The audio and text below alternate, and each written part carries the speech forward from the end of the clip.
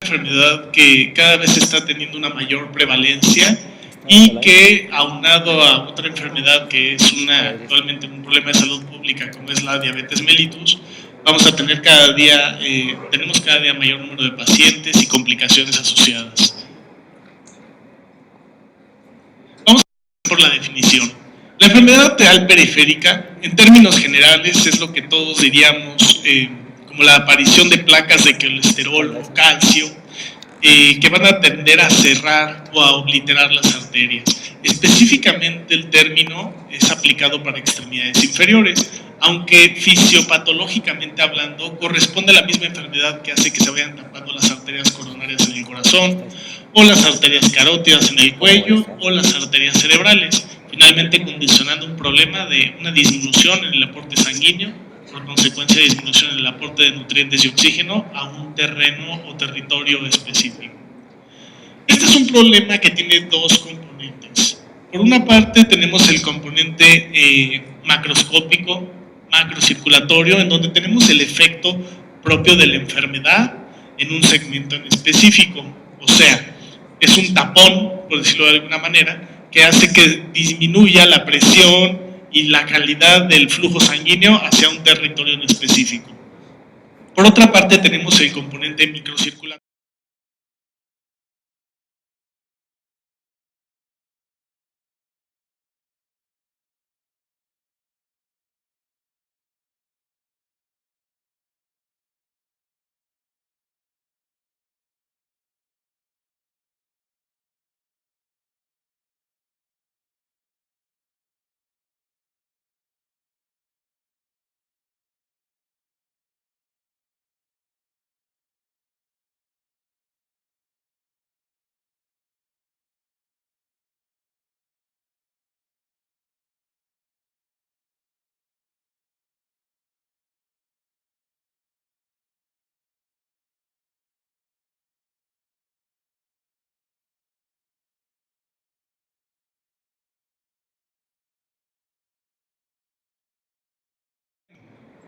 Una persona que tiene enfermedad arterial periférica es una persona que se considera de alto riesgo para tener cardiopatía isquémica y también de riesgo para tener un evento vascular cerebral.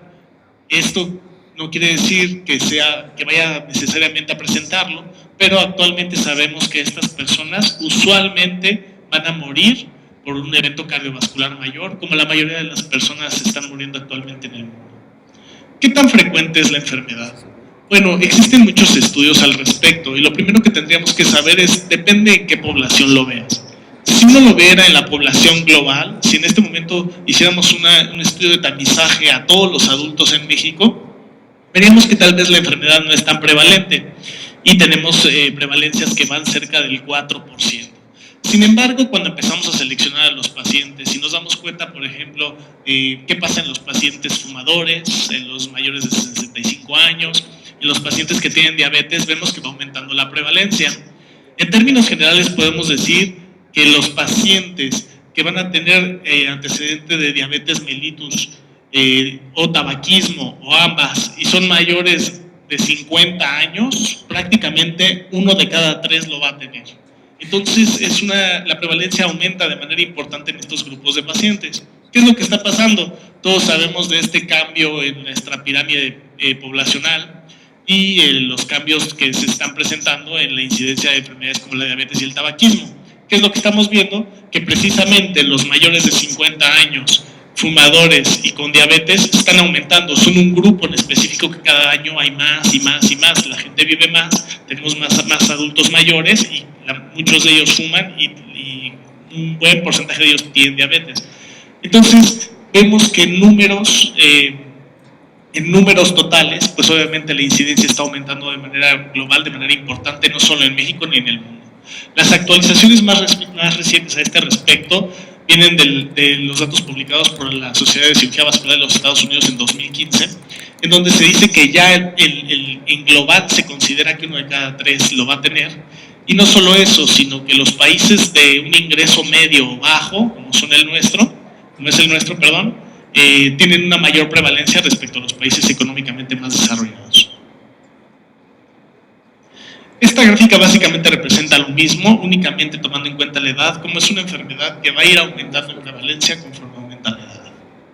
Ahora, si hay tantos pacientes, ¿por qué no es una enfermedad que vemos aparentemente tan seguido? Bueno, lo primero que tenemos que tomar en cuenta es que en términos generales, ya hablábamos ahorita de las estadísticas, son diferentes las que reportan diferentes estudios, pero lo más importante en esta diapositiva es lo de aquí abajo. 1 de cada 10 pacientes, solo el 10% de los pacientes que hablábamos, van a presentar algún síntoma. ¿Qué quiere decir? Que el 90% de ellos están por ahí y que los debemos identificar a partir de los factores de riesgo y de algunos estudios de tamizaje que ahorita vamos a hablar. Pero es muy importante la identificación a partir de los factores de riesgo, que es la edad, la diabetes, el tabaquismo o algunos otros factores de riesgo cardiovascular, para poder encontrar a estos pacientes y darles el tratamiento. El síntoma clásico es la claudicación, ahorita vamos a hablar más a detalle al respecto. En nuestro país existe un estudio, sí, en el que se ha tratado de hacer un tamizaje de esta enfermedad, aunque no es un estudio, digamos, ideal respecto a su metodología, nos da un buen acercamiento para tener una idea de en México cómo estamos con la enfermedad. Es el estudio INDAGA, que ya tiene 6 años de haber sido publicado. Es un estudio en el cual se basaron en una prueba que es el ITB, o mejor conocido como índice tobillo-brazo, que ahorita vamos a hablar un poco más a detalle de él. Y lo que hicieron es que identificaron a pacientes con factores de riesgo cardiovascular menores de 55 o mayores de 55 con un factor de riesgo cardiovascular. O sea, ahorita vamos a ver la lista de factores de riesgo que ellos pusieron, pero si tú eres un adulto que tenía el antecedente de haber sido infartado, de un evento vascular cerebral o un ataque isquémico transitorio, eras menor de 55 años, no hubieras tenido ninguno de estos, pero tenías 2 factores de riesgo, o eras mayor de 55 años con cualquier factor de riesgo de los que vienen en esta tabla, se te hacía esa prueba del índice tobillo-brazo. ¿Qué fue lo que encontraron? Bueno, fueron 5.101 pacientes a los que se les hizo el análisis, y así se distribuyeron por sexo, 3.000 hombres y 2.000 mujeres, y se encontró una prevalencia global de la enfermedad del 23%. Este es un estudio hecho con intención de identificar a los pacientes por los factores de riesgo, y vemos, como les decía, que prácticamente 1 de cada 4 se encontró con enfermedad arterial periférica. Eso es la importancia de lo que les hablaba de analizar pacientes basados en factores de riesgo. Aquí no se buscó específicamente pacientes sintomáticos, sino son pacientes asintomáticos con factores de riesgo o antecedentes que nos hacen pensar que pueden tener la enfermedad. Y bueno, pues no es nada despreciable encontrar a 1 de cada 4. Aquí tenemos el comportamiento acorde al índice tobillo-brazo, que ahorita vamos a hablar con más detalle al respecto, pero lo más importante es ver lo mismo que se refleja en las tablas en otras partes del mundo, que conforme va incrementando la edad, va incrementándose el número de pacientes con la enfermedad. En el análisis de factores de riesgo, nuevamente encontramos lo que se ha encontrado en otras partes del mundo. La diabetes y el tabaquismo son los 2 principales factores de riesgos asociados al desarrollo de la enfermedad. Y esta es una clasificación para ver qué tan grave era la enfermedad en la mayoría de los pacientes. Y en términos generales, la mayoría de los pacientes se encontró en estos grados de la clasificación de Rutherford, que más adelante se las voy a mostrar. Pero lo más importante es entender que estos pacientes, si presentaban algún síntoma, era la claudicación. Nuevamente, el análisis de factores de riesgo. Aquí podemos ver, cada bolita de estas dice qué tanto aumenta el riesgo relativo. Si eres hipertenso, es de 1 a 2 veces. La raza, que la latina y la raza negra tienen mayor, es de 2. El aumento en la proteína C reactiva de 2 a 3. Pero sin lugar a dudas, vemos que sobre la edad, el género y todos estos factores, incluyendo la dislipidemia, la insuficiencia renal crónica, vemos que los 2 más importantes nuevamente aparecen aquí. 3 a 4 veces se eleva el riesgo de padecer la enfermedad, la diabetes mellitus o el tabaquismo, cada una por separado. Tenemos muchos pacientes que tienen ambos factores, que no solo tienen la edad, sino que son diabéticos y aparte fuman. Aquí hay también recordar a los fumadores pasivos, ¿no? Que está demostrado que inclusive es más agresivo, es peor en el fumador pasivo la respuesta inflamatoria.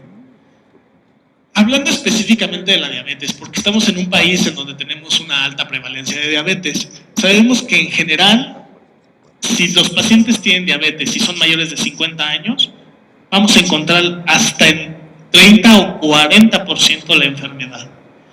Mientras que los que tienen la glucosa normal es menor el porcentaje que tiene la enfermedad. Sabemos que en todos aquellos que tienen un descontrol, aquí particularmente medido por la hemoglobina glucosilada, sabemos que por cada 1% que se aumente la hemoglobina glucosilada, se va a aumentar casi en un 30% la posibilidad de padecer la enfermedad. O sea, tenemos una relación clara con la diabetes, pero no solo eso, sino con la diabetes mal controlada. Hay la importancia de que los médicos del primer contacto tengamos muy en claro un beneficio más de un buen control de la diabetes. Esto básicamente va a lo que hablábamos de la raza y los factores de riesgo. Esta gráfica es muy interesante. Esta gráfica habla del porcentaje de amputaciones. En los estudios globales se estima que más o menos en el mundo se hace una amputación cada 20 segundos. Es un número brutal. De ese número de amputaciones, un buen porcentaje están dados por causas traumáticas, por accidentes y todo lo demás. Sin embargo, actualmente van aumentando de manera dramática en todo el mundo las amputaciones por causas no traumáticas. O sea, aquellos pacientes que no se les amputa por un accidente. Y de ellas la principal son las secundarias a la diabetes mellitus. Es un impacto económico y social muy importante el de una amputación, más entre más alto es el nivel. La posibilidad de rehabilitación de una persona entre más arriba es la amputación va disminuyendo de manera drástica. Y en países como el nuestro, la amputación por arriba de la rodilla prácticamente es una sentencia a no rehabilitación en el paciente. No porque no exista la tecnología, simplemente todavía no tenemos un sistema de salud que les dé una posibilidad real de rehabilitarse. Sabemos que de todas las amputaciones por diabetes, básicamente el 10% van a ser en pacientes que tienen una neuropatía pura, mientras que los pacientes que tienen un componente isquémico y neuropático asociado van a tener un porcentaje mayor. Pero definitivamente lo peor que le puede pasar a una persona con un pie del diabético es que tenga un componente isquémico.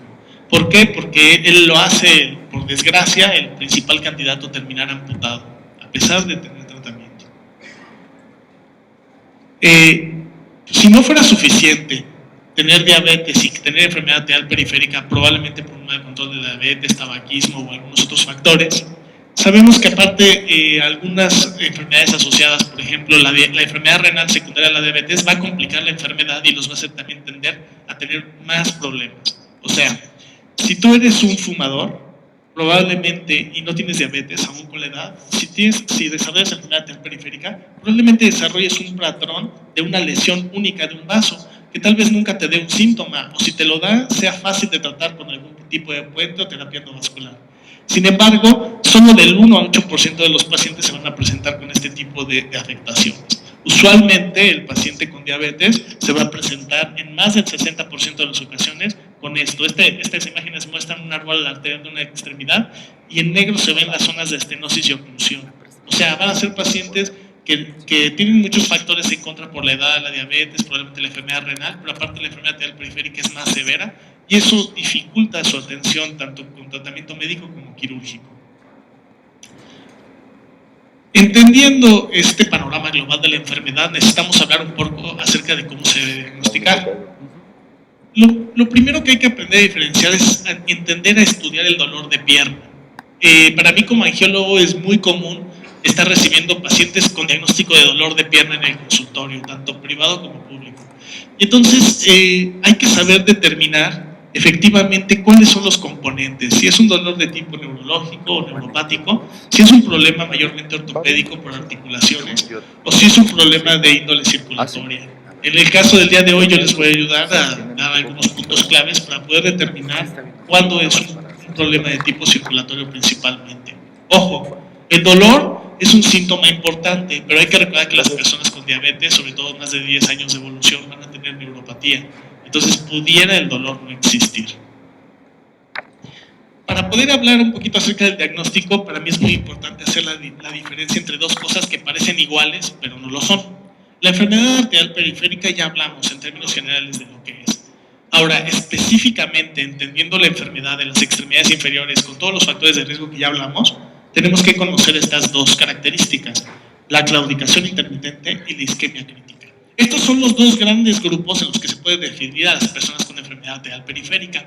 Y esto es fundamental que todos debamos saber cómo diferenciar a estos dos pacientes, ya que las implicaciones pronósticas y de tratamiento son abismalmente diferentes. Las dos representan la misma enfermedad, pero son diferentes manifestaciones.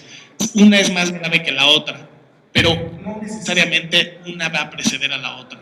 La claudicación tiende a ser, es mucho menos agresiva que la isquemia crítica, pero no necesitas ser un claudicador para volverte isquémico crítico. Hay muchos pacientes que debutan ya como isquémicos críticos directamente. ¿Qué es la claudicación intermitente? Todos entendemos este término de claudicación como este dolor o esta incapacidad para caminar, y así es como lo entendemos de forma genérica. La claudicación intermitente, que es un término ya aplicado a la enfermedad arterial periférica, es ese dolor que se va a presentar en los grupos musculares asociados a la actividad física. Ejemplo, el paciente estaba acostumbrado todos los días a caminar de su casa al mercado. ¿Qué notó? Que de repente empezaba a tener mucho dolor en las pantorrillas. El mismo dolor exactamente que presenta cualquier persona sana cuando va al gimnasio, cuando sale a correr o a trotar. Pero esta persona no está corriendo ni trotando, va únicamente caminando, haciendo su actividad normal. Entonces, antes llegaba de un solo jalón al mercado, pero cada vez nota que siempre, ahora a la segunda o la tercera cuadra, se tiene que detener. El dolor usualmente va a desaparecer en un periodo de 30 a 60 segundos. Es un dolor que desaparece de manera rápida y que está claramente vinculado con la actividad. Camina, le duele, se detiene, en 30 segundos vuelve a caminar. Entonces, una forma de preguntarles cuántas pausas hace en ir a un lugar al que usualmente antes iba caminando de manera regular sin detenerse. Después de entender este término de claudicación intermitente, hay que saber que se puede aparecer en diferentes partes del cuerpo. Usualmente va a estar en los grupos musculares, en las pantorrillas, pero eso no, algunos pacientes pueden presentarlo en los muslos o inclusive en las nalgas. Y es muy importante que es un cuadro reproducible. O sea, el paciente tiene la capacidad de decirte exactamente, siempre que salgo a caminar, siempre me detengo en la tercera cuadra, siempre me dice me quita el dolor y vuelve a aparecer. Y tiende a ser progresivo al paso del tiempo. Después el paciente te va a decir, ¿sabe qué? Antes caminaba 3 cuadras, ahora 2, ahora 1. Hay pacientes que llegan a tener una claudicación tan severa que a veces con dar 5 o 10 pasos ya les duele. Usualmente ese paciente se va a presentar con ustedes a veces en silla de ruedas. Cuando llega un paciente en silla de ruedas a la consulta, siempre es muy importante preguntar por qué viene en silla de ruedas. Y es muy común que te diga la familia, viéndolo como algo normal, no, ya por la edad ya no aguanta caminar. Entonces ese es un dato clínico importante. Por otro lado, la isquemia crítica es mucho más agresiva, es la fase terminal de la enfermedad arterial periférica. Esta se va a manifestar clínicamente de una manera por dolor de reposo. ¿Qué es el dolor de reposo? El dolor de reposo quiere decir que los tapones que se han formado en las arterias son tan severos y tantos que no permiten que ya ni siquiera la cantidad de oxígeno y nutrientes que llega sea el necesario o lo suficiente para cubrir las demandas metabólicas básicas del músculo. Ya no tienes que caminar, ya no tienes que, exigirle a la circulación con ejercicio para que dé la cantidad de oxígeno y nutrientes necesaria. Ahora, con el simple hecho de que la circulación esté tan tapada, no permite cubrir las necesidades básicas del músculo. Y entonces el paciente va a tener dolor. Ojo, usualmente el dolor se va a presentar cuando el paciente se acuesta. Porque, por increíble que parezca, el simple hecho de estar sentado y la diferencia de altura que tiene el corazón respecto a los pies le ayuda a compensar un poco esa situación. Entonces, un dato clínico interesante es: mi papá se acuesta y cuando se acuesta se empieza a quejar de dolor en las piernas. Se sienta y mejora en cuestión de unos minutos. O se levanta, da un par de pasos en la habitación, mejora. Otra, mi papá ya duerme sentado. Dice que no tolera dormir acostado por el dolor de piernas. Otro dato que es un dato fino, pero que es muy común. Mi papá o mi mamá amanece con la pierna colgando. El paciente de manera inconsciente tiene dolor al estar acostado. Entonces, al estar dormido, sin despertarse, cuelga la pierna a un costado de la cama y con eso siente mejoría. Estos pacientes se van a manifestar muchas veces porque van a notar que una pierna se empieza a hinchar. Y cuando le preguntas, te van a decir, es que amanece con la pierna colgada y no sabemos por qué. Ojo, son datos de que el paciente tiene dolor de reposo. Es muy importante la aparición de lesiones. Pacientes que tienen una úlcera en la extremidad inferior son de cuidado todos. Si la úlcera no está haciendo lo normal, ¿qué es lo normal? Todos nos hemos raspado, cortado, lo que sea en la vida. Y lo natural es que se forme una herida, se empieza a formar una costra y que cada vez vaya siendo más pequeña. En el momento que nos salgamos de ese patrón, necesitamos poner atención. Una úlcera que no cicatriza puede tener un componente isquémico y es importante buscarlo. Hay otras causas, puede ser la neuropatía, puede ser la infección. Esto estoy hablando de diabéticos y de no diabéticos. Cualquier úlcera en el pie que no tiene el comportamiento habitual de cualquier herida es un motivo de tener cuidado y hacer una exploración específica. Lo del índice ahorita lo vamos a platicar. Es importante que sepan que la isquemia crítica es una urgencia. Si se le causa arterial, es urgente que se vea valorado por un especialista y que por desgracia tiene un mal pronóstico. Ahorita vamos a ver bien eso.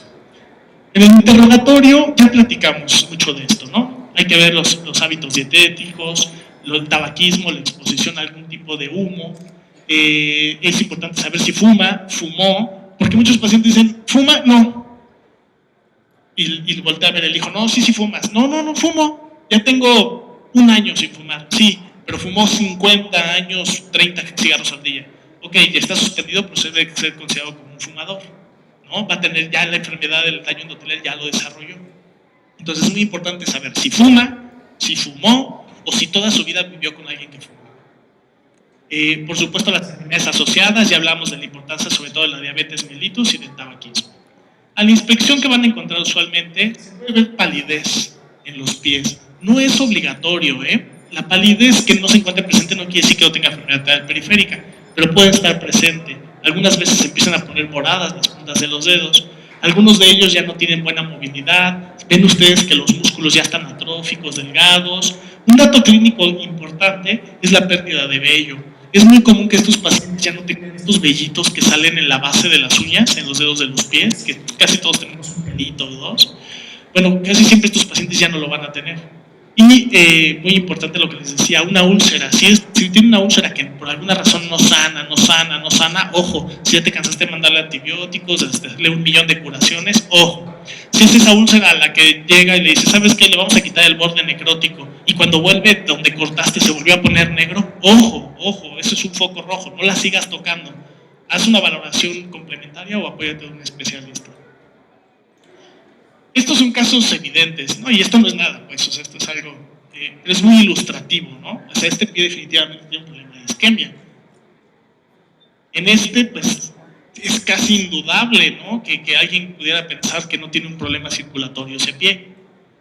Este ya tiene agregado un componente infeccioso, porque pueden ver el enrojecimiento en la base.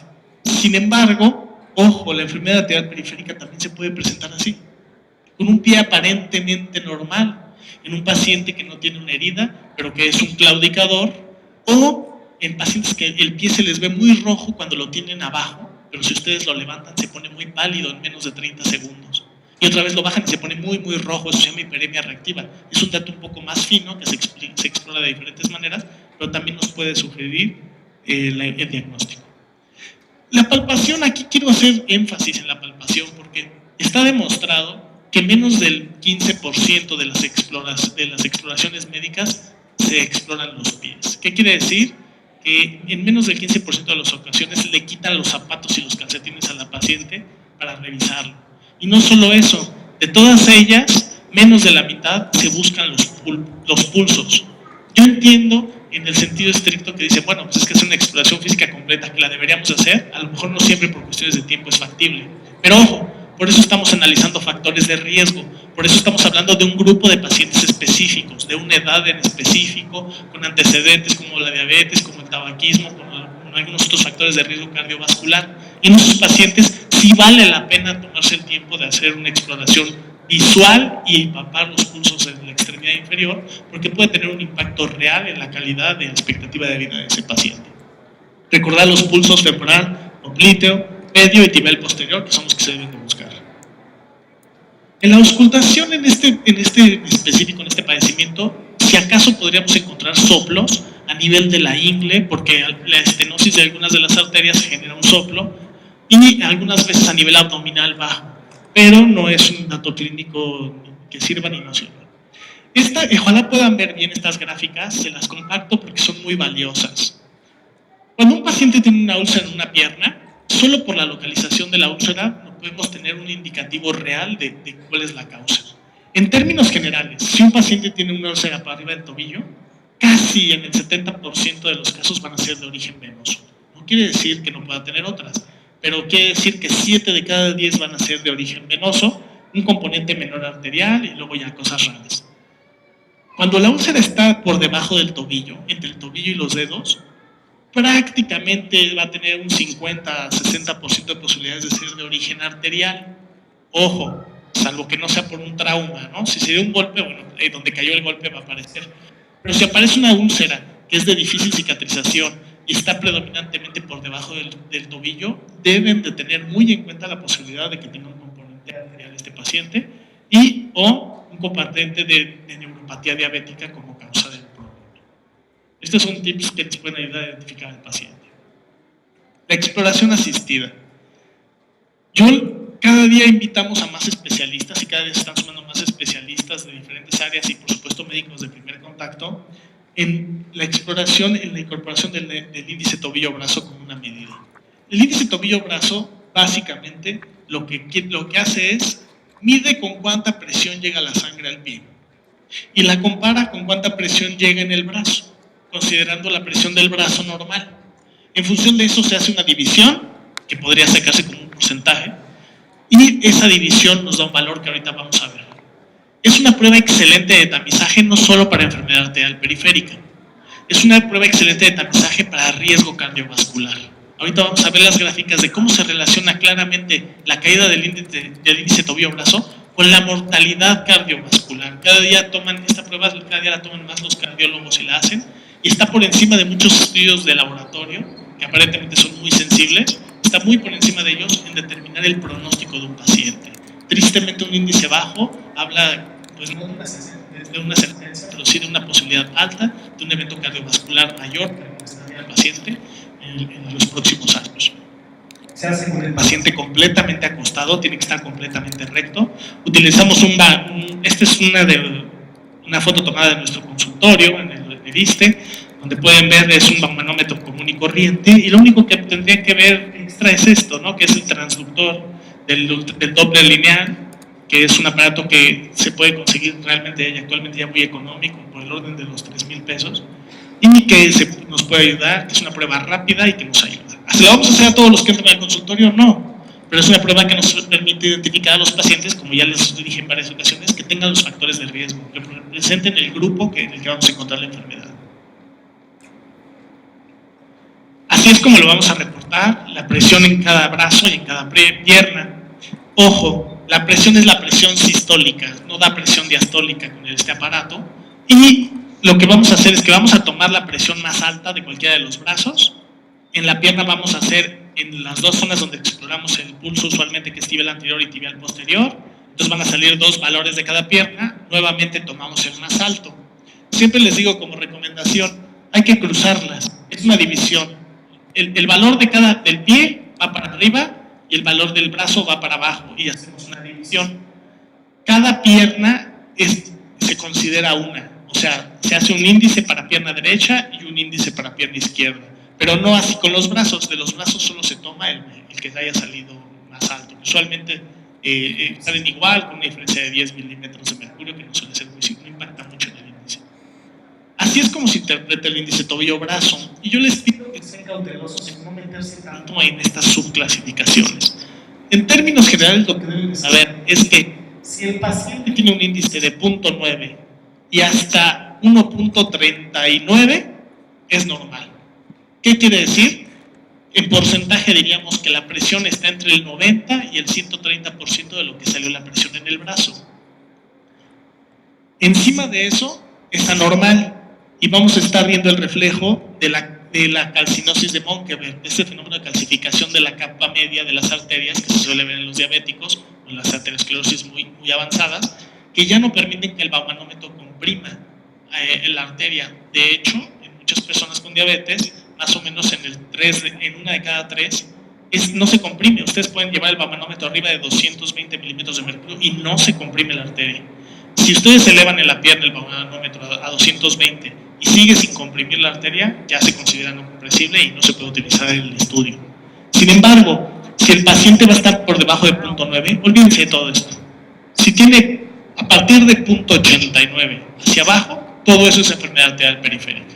Todo eso. y lo vamos a clasificar, conforme lo platicamos hace un rato y ahorita vamos a ver, lo tenemos que clasificar si es un claudicador o un isquémico crítico, y eso va a hacer toda la diferencia. En términos generales, si el índice da menor a 0.4, ese ya va directo a isquémico crítico, aunque el pie se le vea perfecto. Tiene sus limitantes, hasta el 34% de los pacientes con diabetes no van a ser valorables con este estudio, y este tiene otras implicaciones para nosotros cuando hacemos planeación quirúrgica. Sin embargo, como método de tamizaje, como método de screening, es excepcionalmente bueno y es de mucha utilidad. En general, la Asociación Americana para la Diabetes recomienda que en los pacientes diabéticos mayores de 50 años, a todos hay que hacerles el ITB. Idealmente que se les haga cuando menos una vez al año. A todos los diabéticos mayores de 50 años. Entonces pónganse a pensar cuántos pacientes tienen en su consulta que ya entran dentro de este grupo.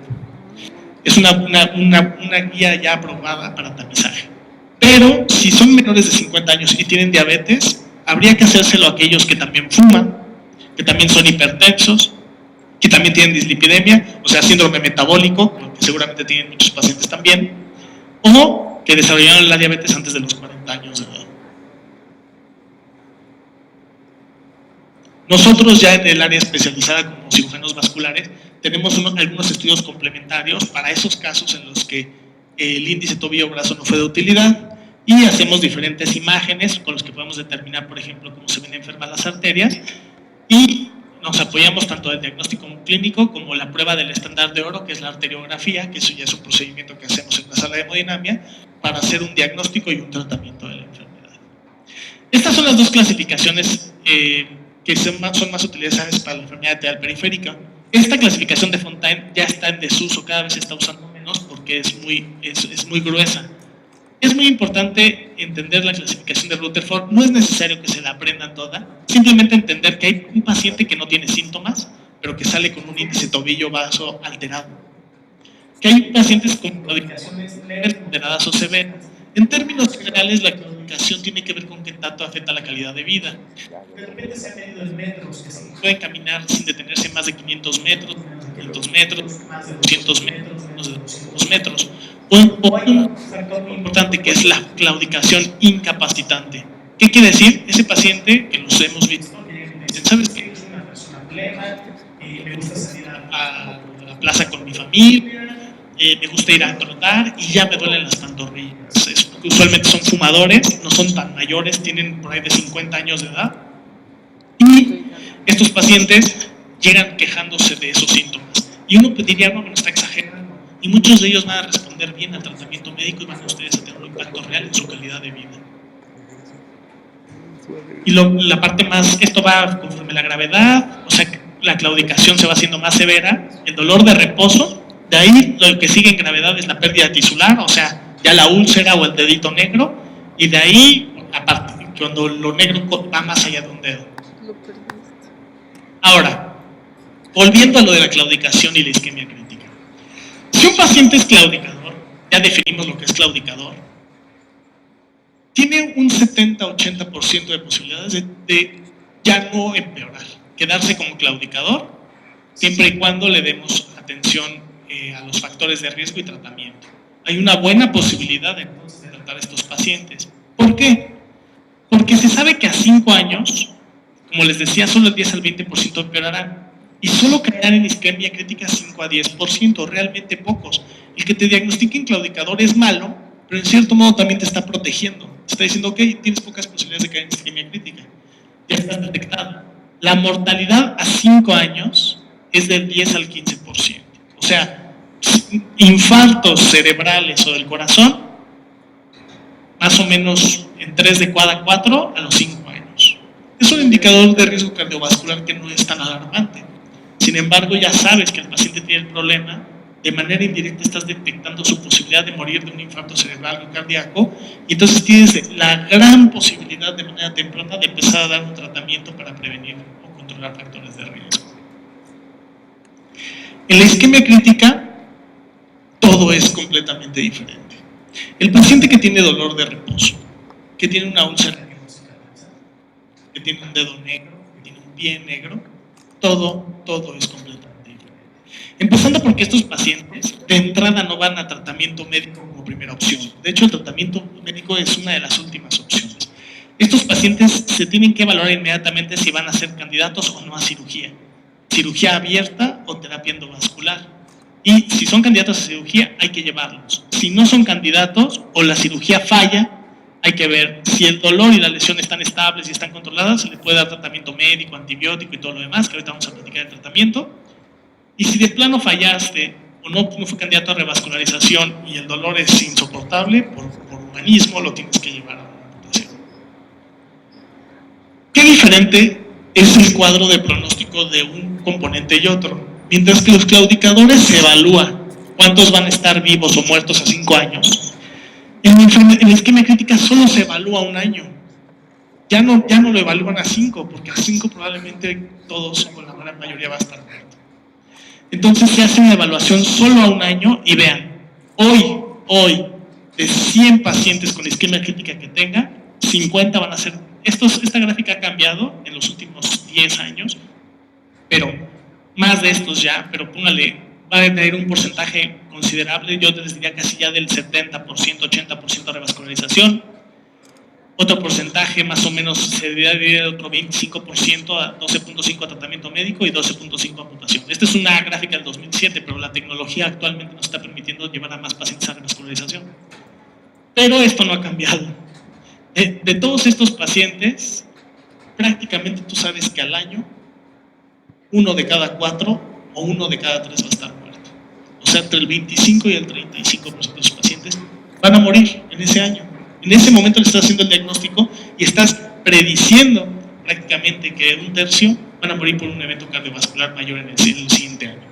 De ahí, otro 30% va a acabar en una amputación, y entre el 25%, que también esto ha cambiado gracias a la tecnología, al impacto de la tecnología, probablemente hasta un 40%, 50% se va a lograr resolver su problema. Entonces el tratamiento lo vamos a enfocar a la claudicación o a la isquemia crítica, pero también tomando en cuenta el riesgo cardiovascular. No solo vamos a ayudarle a que camine mejor, no solo vamos a tratar de que cierre su úlcera, vamos a tratar de evitar que ese paciente muera por un evento cardiovascular mayor que ya estamos viendo que viene. Esta es la gráfica de qué pasa con el índice tobillo-brazo. Las personas con índice tobillo-brazo, a los que en el paso de los años su tiempo de sobrevida a 60 meses está prácticamente al 70%. En los que tienen un índice tobillo-brazo de hasta 0.3, cae su sobrevida. Pero aquellos que tienen un índice tobillo-brazo menor a 0.3, sabemos que en un periodo prácticamente de 5 años van a estar vivos, pues tal vez menos del 30%, prácticamente el 30% de ellos a 5 años. Por eso los estudios de seguimiento nos hacen a 5 años, porque si tienes alterado el ITB, pues quiere decir que tienes solo más o menos un 30% de posibilidades de vivir 5 años más. Esto va cambiando si te detectan a tiempo y si te dan un tratamiento adecuado. Ojo, las personas con diabetes y un índice tobillo-brazo alterado, su mortalidad va del 17 hasta el 53. Se triplica la mortalidad por riesgo cardiovascular. ¿Cuál es el tratamiento inicial? Primero y más importante, modificar factores de riesgo. O sea, si es diabético, contrólese. Si fuma, deje de fumar. Si es sedentario, trate de realizar más actividad física. Por otra parte, esto va a tender a limitar la progresión de la aterosclerosis. ¿Cómo? Esto es mundialmente sabido.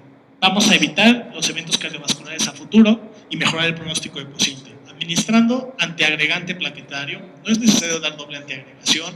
En términos generales, es recomendable por las guías en México el uso de la aspirina a dosis bajas, de 75 hasta 300 miligramos al día, una vez al día. En estos pacientes está justificado y está demostrado la disminución del riesgo cardiovascular. También hay otras guías que recomiendan el clopidogrel, tiene sus desventajas y sus ventajas, cada uno per se. En términos generales, la aspirina tiene muy buen perfil y es mucho más económico y es más fácil conseguirlo y se tiene en las instituciones fácilmente en esta presentación soluble que pueden partir en un cuarto o en media. Entonces, por eso en general yo les recomendaría usar la aspirina como una buena opción. El uso de una estatina. Ojo, las estatinas están clasificadas por su potencia dependiendo de qué tanto bajan el LDL. En general no hay un gran efecto a favor cardiovascular con la pravastatina, porque es una estatina de baja potencia. En términos generales está recomendado en las guías la atorvastatina y cada día se está sumando un poco más la rosuvastatina, pero actualmente la más recomendada es la atorvastatina, aunque es menos potente que la rosuvastatina. Estos son los dos medicamentos que van a tener el primer impacto en los factores de riesgo del paciente y los cuales debemos de tratar, aparte de lo que dijimos, cambio o modificación de los estilos de vida. De ahí, el ejercicio es fundamental. No hay nada peor que le digas a un claudicador, ojo, estamos hablando de claudicación, no hay nada peor que le puedas decir a un claudicador que deje de caminar, que es algo muy común que le dicen al paciente, o que confundan enfermedad arterial con enfermedad venosa y lo inviten a que eleve las piernas, que le digan, no, tú eleva las piernas, y estos pacientes empeoran los síntomas. Entonces, ojo, el claudicador está claramente demostrado que aparte de los medicamentos, el ejercicio es una buena terapia. Lo tienes que incentivar a decirle, tiene que caminar hasta que le duela. Y cuando le duela se va a detener y en 1 minuto o 2 que desapareció el dolor, usted tiene que volver a caminar hasta que le duela. Y estar haciendo esta secuencia, cuando menos, en sesiones de 30 a 60 minutos, 3 veces por semana. Y está demostrado que esto, junto con los medicamentos, empieza a mejorar. ¿Por qué? Porque no empezamos a destapar las arterias, no estamos deshaciendo la aterosclerosis. Sí, las estatinas van a ayudar a que no se formen más placas y a disminuir la inflamación de las mismas y a que no progresen. Pero el antiagregante va a ayudar a que no se formen coágulos tan fácilmente. Pero lo más importante es que vamos a evitar lo que genere colateralidad. Así es, va a formar nuevos vasos, pequeños, pero nuevos vasos que van a empezar a suplir la función de una arteria. En la claudicación intermitente existen 2 grupos de medicamentos. Los que tienen un beneficio ya bien establecido y tienen evidencia y son recomendados, y aquellos que se usan pero realmente no tienen mucha evidencia. Dentro de ellos, los más importantes, el antiagregante. Ojo, el antiagregante no es para la claudicación, es para el riesgo cardiovascular. O sea, no estás tratando la claudicación dando clopidogrel. Estás disminuyendo el riesgo de que se infarte y que se muera, pero no estás tratando como tal la claudicación. No vas a mejorar su distancia de caminata con el antiagregante. La pentoxifilina, que cada día se usa menos, porque no sé, todavía se ve que se prescribe mucho, algunos otros complementos vitamínicos, que en algunos puede haber algún beneficio potencial en ciertos usos. Y definitivamente los 2 medicamentos a nivel global que tienen evidencia es el cilostatol y el naftilorofurilo.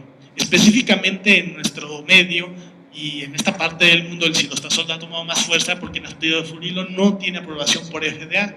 Entonces, como en Estados Unidos no se usa y mucha de la literatura que utilizamos en esta parte del mundo viene de allá, es por uno de los motivos que ha justificado su uso mucho mayor en México. La pentoxifilina, rápidamente hablar de él, es un medicamento que se dice que mejora la flexibilidad de la membrana, que disminuye la viscosidad sanguínea y reduce la agregación plaquetaria. Esto en los 70s se empezó a introducir como terapia para la enfermedad arterial periférica. Este es uno de los estudios más grandes que hicieron ellos, que realmente son 128 pacientes, que es poco. Pero bueno, se hicieron los análisis y se analizó y se vio que la pentoxifilina mejoraba en los pacientes las distancias de caminata. Y hasta ahí quedaron y funcionaba bien. Con el paso de los años, como todos los medicamentos, tuvo que pasar por la prueba de más estudios, pero sobre todo la prueba del tiempo. Esto está hablando de estudios más recientes, esto fue en los 80s, pero para los 90s empezó otra vez a hacer análisis ya en forma de metaanálisis o estudios sobre los diferentes estudios que se habían hecho un análisis completo, y se empezó a ver que tal vez la pentoxifilina no era tan buena como parecía ser en los 70s y en los 80s. Llegando a la conclusión de los análisis después del 2000, que es un medicamento que sí tiene un beneficio, pero es un beneficio como mínimo, ¿no? Sí ayuda, sí va a mejorar respecto al placebo, pero realmente no se considera ya actualmente un medicamento de primera elección. ¿Perdón? En general se recomienda para pacientes con claudicación intermitente con cierto beneficio, pero es un paciente, como les digo, no de primera elección. Actualmente el medicamento que se tiene de primera elección es el cilostatol, es uno de los que se tienen como tratamiento específico de primera elección, junto con el naftilorofurilo, que les digo que en América no ha tenido tanto impacto como la FDA. Tiene un sinnúmero de funciones, vasodilatadores, aumenta el flujo periférico sanguíneo. De hecho, están tratando de ver si funciona en enfermedades como la encefalopatía isquémica, para problemas hepáticos, porque se ve que es un medicamento que en general ayuda a la perfusión tisular. Tiene diferentes mecanismos, es un bloqueo de una fosfodiesterasa. Esto finalmente va a tener un efecto antiproliferativo, que eso nosotros lo usamos después de la cirugía endovascular o abierta. Y, por supuesto, un impacto en el músculo liso, dando vasodilatación. Va también a tener cierto efecto antiplaquetario. Y, finalmente, va a terminar por disminuir la formación de coágulos y a ayudar a que los vasos se dilaten y funcionen mejor. Y haya mejor circulación. En los estudios hechos con el silostazol, respecto al dolor, a la función física, al rol físico y al resumen en general, siempre fue mejor que el placebo, con valores de P significativos. Esta es la dosis habitual, de 100 miligramos cada 12 horas. En estudios ya comparados cara a cara contra placebo y pentoxifilina, muestra mejoría en la distancia respecto a los otros. De hecho, se ve que la pentoxifilina no se separa tanto del placebo. Y también vemos el efecto del medicamento, que es real, puesto que si lo suspendes, ves cómo nuevamente se empieza a caer. En ese sentido, la pentoxifilina aparentemente tiende a mantenerse, pero no tiende a ser muy diferente respecto al placebo. El silostazol mejora, lo suspendes, cae. Eso te habla del efecto del medicamento, por supuesto. Finalmente, como les decía, este es de hace más de 10 años, ya tiene 12 años esta guía, y desde entonces ya se considera la pentoxifilina, que esta es la dosis, ojo, esta es la dosis de la pentoxifilina, porque también se prescribe muy mal la dosis de una tableta cada 8 horas, puede ser considerado, pero como un medicamento de segunda línea. Mientras que ya los resúmenes ejecutivos consideran al silostazol como un nivel de evidencia 1A. En la última guía del 2015 bajó a nivel 2A, en Estados Unidos, el nivel de evidencia para silostazol, pero en las guías del CNTEC en México, que son prácticamente copiadas de las previas de Estados Unidos, sigue teniendo un nivel de evidencia 1A. Tiene muchos beneficios, aparte de la enfermedad arterial periférica, y simplemente volviendo, después de haber hablado del tratamiento del paciente con claudicación, rápidamente les voy a dar un resumen. El paciente con isquemia crítica es un paciente que, como les dije, el tratamiento médico definitivamente no es su primera elección. Es un paciente que tiene que ir a revascularización siempre que sea posible, y si no, ir a un tratamiento como el médico o la amputación. En esto hay diferentes opciones. Usualmente hacemos bypass, que es la cirugía abierta, que con venas o con pedazos de plástico de PTFE hechos específicamente para esto. Llevamos circulación. Aquí vemos ejemplos de anastomosis, cómo se llevan a las arterias con venas, con injertos sintéticos, diferentes opciones para llevar circulación a un pie. Ahí se ve cómo este es un injerto, cómo se llevó hasta el pie directamente circulación. Y por supuesto la terapia actualmente que estamos cada vez tomando el primer lugar en México a nivel mundial, que es la terapia endovascular, que a través de un piquetito en la ingle o dentro de los vasos navegamos con guías, con catéteres especiales y hacemos insuflación con balones, abrimos esas placas, algunas veces tenemos que dejar stents. La tecnología ha avanzado tanto que cada vez tenemos stents que se pueden doblar, tenemos balones actualmente que ya no solo impactan la placa, sino que al impactarla liberan paclitaxel, que es un quimioterapéutico que impide que después vuelva a crecer la lesión, y ya la dejamos. También hay stents que dejan el medicamento y están todo el tiempo haciendo quimioterapia dentro de las lesiones. Dispositivos como navajas o con láser que van deshaciendo las placas de colesterol. Y finalmente todo este avance tecnológico nos permite que pacientes, por ejemplo, como este, en el cual tenemos que no tiene prácticamente arteria aquí por debajo de la rodilla, en la pierna derecha, con una terapia endovascular con un piquete en la ingle, no existe ahí circulación, solo llega por vasos colaterales, podamos lograr un resultado en el cual después de una angioplastía y la colocación de un stent, podamos ver que donde no había circulación, ahora queda una arteria completamente abierta. Dispositivos como los que les menciono, que son navajas, esto es la placa de colesterol, la navaja rasuró esta zona de la arteria, este fue después de rasurarla, y esto es la placa que se salió, y este es el resultado de la final de esta arteria, ahora se ve así. Finalmente, el reto para toda la cirugía vascular son las zonas de flexión. Cada vez tenemos más stents que nos permiten, aún en zonas de flexión, poder mantener la arteria abierta. Y finalmente, evaluar esto. Desde la implementación de la terapia vascular y en general del salvamento de extremidad, vemos que cómo van cayendo dramáticamente tanto las amputaciones mayores como menores. Esto es en Estados Unidos, un registro del CDC, y la utilidad de la terapia endovascular. Actualmente, en aquellos pacientes que inclusive no son candidatos a cirugía, se les estamos ofreciendo algunas terapias como el uso de células madre que se obtienen de su propia cresta, no células madre chafas que sacan de quién sabe dónde. Son las mismas células, de hecho no son madre propiamente, son células pluripotenciales obtenidas de la médula, las mismas que forman los eritrocitos y todo lo demás. Las ponemos en un ambiente con poca circulación en la pierna isquémica y se diferencian y forman nuevos vasos. Tenemos ejemplos de casos, por ejemplo, aquí es este dispositivo que a través de una centrífuga se separan las células madre. Vemos ahí el procedimiento en el quirófano, cómo se ponen. Aquí debería ir la arteria, está tapada, inyectamos las células madre. Es un paciente con una úlcera, con isquemia crítica. Día del evento quirúrgico, 1 mes, 2 meses y 3 meses. Un paciente que no era candidato a revascularización, una revascularización fallida. Este es un tratamiento de última opción, pero que nos deja un mensaje muy, muy potente. Y es, cualquier paciente que se presuma con isquemia o pie del diabético no debe de ser amputado sin antes haber sido valorado por un angiólogo, si se presume isquémico. En Estados Unidos esto ha tenido un impacto muy importante. Se sabe que menos de la mitad de los pacientes allá todavía tienen valoración por angiólogo antes de una amputación, y es una cruzada que se está llevando a nivel mundial para evitar el pérdida de la extremidad. A fin de resumen, recordar la importancia, recordar que cada día vamos a tener más pacientes con enfermedad arterial periférica, necesitamos conocerlo, la mortalidad asociada, sobre todo cardiovascular, y lo importante de que ustedes detecten a tiempo a estos pacientes para darles tratamiento y evitar que estén muriendo de riesgo cardiovascular.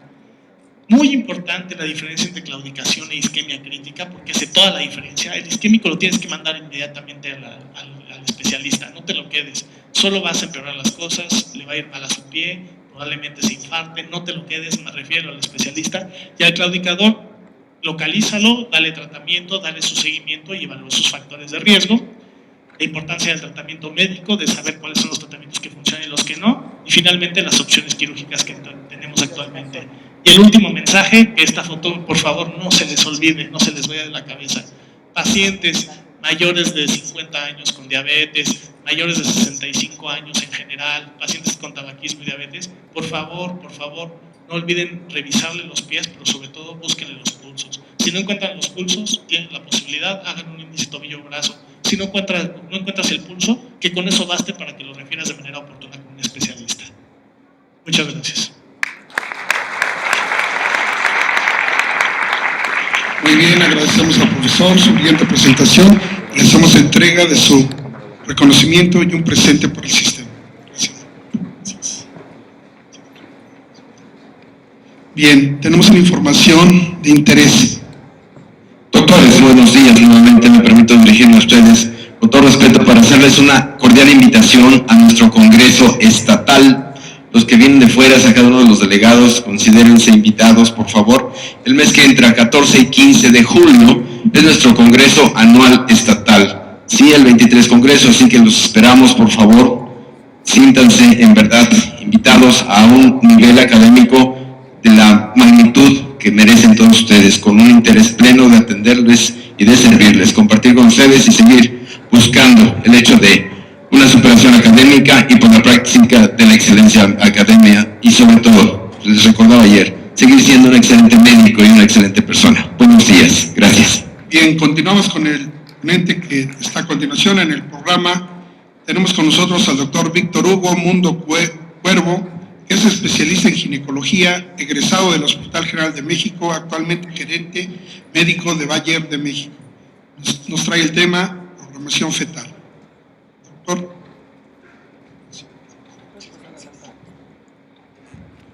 Sí. Muy buenos días, todavía a todas y a todos. Es un gusto y agradecemos mucho la invitación de poder estar aquí con ustedes y compartir un tema que como médicos a veces dejamos, llamémosle el control prenatal, lo dejamos a veces como un segundo plano. Nos formamos como médicos o cuando entramos a las escuelas de medicina nos enseñan, todos recordarán quizá el dicho que decía primero no hacer daño, primum non nocere, y como médicos nos enseñamos a hacer una medicina curativa. Pero hoy día todo lo que tenemos, toda la información con la que gozamos, nos ayuda a prevenir. Y eso es el tema que quiero compartir con ustedes el día de hoy, que es la programación fetal. Quiero compartirles que ha tomado revuelo y este es un tema más o menos que empezó Andrés Forsythe, ya les mostraré, por 1980, después David Barker en 1990, pero que vemos hoy día continuamente también en la continua formación que tenemos, en especial, por ejemplo, en ginecología, referente a este tema. Algo pasó, como siempre, con la tecnología, pero vamos a continuar. Quiero primero mostrarles datos que para ninguno de los que estamos aquí es que no conozcamos. En México somos el país con mayor número de niños con sobrepeso y obesidad. Obviamente decían, pobre de México, tan cerca de Estados Unidos y tan lejos de Dios. Quizá una de las cosas que marca esto es el incremento en la comida rápida que vemos, todas las grasas saturadas que tenemos como alimentación, y bueno, esto nos ha llevado desafortunadamente a ser de los primeros lugares en sobrepeso y obesidad. Es una pandemia de obesidad. Vean ustedes datos de la Encuesta Nacional de Salud y Nutrición 2012, vemos dividido a la República y podemos ver la encuesta nacional del 98 en segunda columna, la del 99, 2006 y 2012.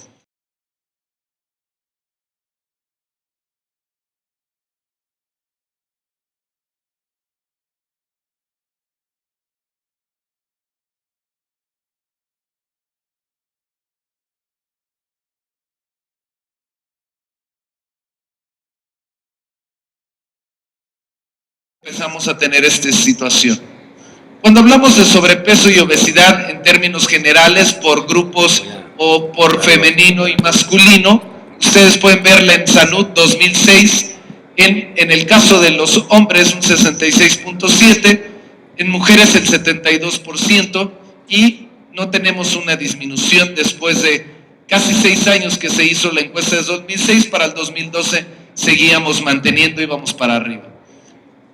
¿Qué hablamos de la hipertensión? Ustedes saben perfectamente, y aquí centrémonos un poco en la Salud 2012, por ejemplo, en el caso de las mujeres, tenemos quienes tienen ya un diagnóstico previo que está por abajo del 20%, y digamos alrededor del 15% personas que no han acudido o que ya tienen hipertensión, y esto es importante porque estamos hablando de riesgos cardiovasculares.